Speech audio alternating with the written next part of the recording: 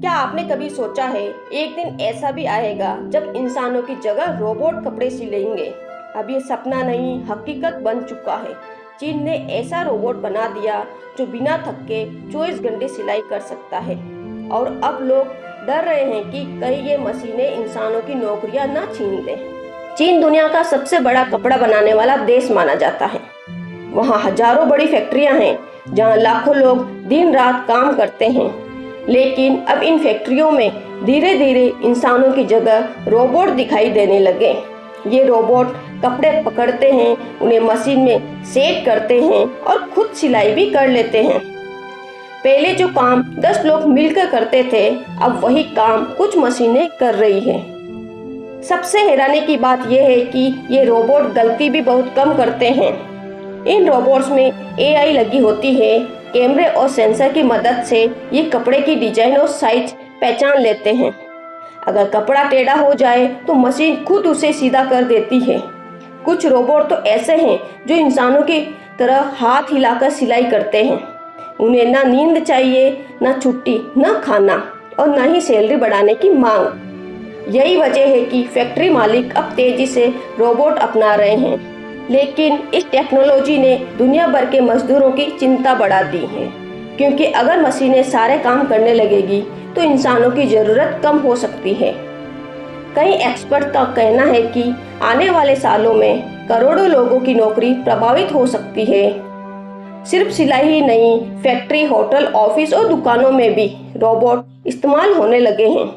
कुछ जगह तो खाना बनाने वाले रोबोट भी आ चुके हैं। अब सबसे बड़ा सवाल यह है, क्या रोबोट इंसानों को पूरी तरह बदल देंगे? कई लोग कहते हैं नहीं, क्योंकि मशीनों में दिमाग तो है लेकिन इंसानों जैसी भावनाएं नहीं। रोबोट वही काम कर सकते हैं जो उन्हें सिखाया जाता है, लेकिन नई सोच, क्रिएटिविटी और इंसानी समझ अभी भी इंसानों के पास है। कुछ एक्सपर्ट मानते हैं कि भविष्य में इंसान और रोबोट साथ मिलकर काम करेंगे, यानी मशीनें कठिन काम करेगी और इंसान उसे कंट्रोल करेंगे। चीन की यह नई टेक्नोलॉजी पूरी दुनिया को बदल सकती है। हो सकता है आने वाले समय में हर फैक्ट्री में रोबोट दिखाई दे।